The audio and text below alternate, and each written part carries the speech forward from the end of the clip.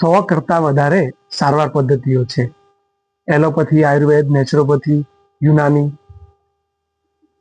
એલોપેથીના doctor અંગ્રેજી દવા લખી આપે તો એમાં એમનું ઊંડું જ્ઞાન હોય. આપણે એકબીજાને કહીએ તો એ અધૂરું ટુકડામાં આવે. હમણાં અખબારમાં વાંચ્યું કે ઊંઘ ના આવતી હોય તો ગરમ પાણીમાં મીઠું નાખીને પગ બોળી રાખો. નેચરોપેથી આ રીતે ટુકડામાં નથી. Naturopathy is a complete science. આપણને તાવ આવે તો અહીંયા ઠંડા પાણીના કે મીઠાવાળા પોતા મૂકીએ છીએ. ખાલી અહીંયા નહીં, હથેળી અને પગના તળિયા સિવાય આખા શરીર પર બધે મૂકી શકાય છે, જેમાં સલામત રીતે તાવ ઓછો થવા માંડે છે. આપણને તાવ આવે ને અંગ્રેજી દવા લઈએ તો એમાં ટેમ્પરેચર ઉતરે છે.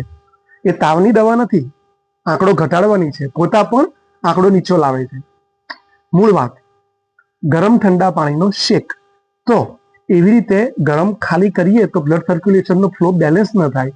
એટલે એક ડોલમાં કે એક વાસણમાં આટલો જ પગ આવે ત્યાં સુધી સહન થાય એવું ગરમ પાણી, એમાં મીઠું નાખવું હોય તો નખાય, અને બીજામાં ઠંડુ પાણી, નળનું કે ટેમ્પરેચર ડિફરન્સ થાય એટલું.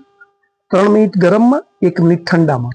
તમારી પાસે સમય હોય તો 3-1-3-1 3 વાર કરી શકો, અને સમય ઓછો છે તો 5 મિનિટ ગરમમાં રાખો, 1 મિનિટ ઠંડામાં. આ ટાઈપના ગરમ ઠંડા શેક ગરમથી શરૂ થાય અને ઠંડાથી પૂરા થાય.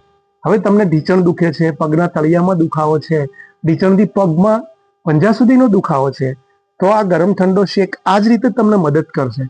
ફરી યાદ રાખો, જ્યારે ગરમ વસ્તુ, ગરમ પાણી કે બધામાં બ્લડનો જે ફ્લો છે એ પેરિફેરલ લેવલમાં બ્લડ સર્ક્યુલેશન વધે છે, અને જ્ઞાનતંતુઓની અંદર કરંટ વધે છે.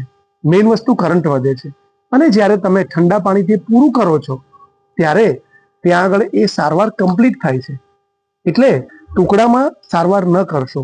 ફિનલેન્ડની અંદર ઘણા લોકો વધારે સારી સ્કીન કરવા માટે જાય છે. એમાં એ લોકોને પહેલા સ્ટીમ આપે. સ્ટીમ લીધા પછી સીધું જ બરફની અંદર ડૂબકી મારવાની.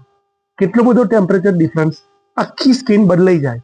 પરંતુ એક અલગ પદ્ધતિની આખી સારવાર છે, તમને સમજાવવા માટે કે ટુકડામાં સારવાર તમને ફાયદો ન કરે તો વાંધો નહીં, પરંતુ આવી નાની લાગતી સારવાર પણ તમને નુકસાન કરી શકે છે.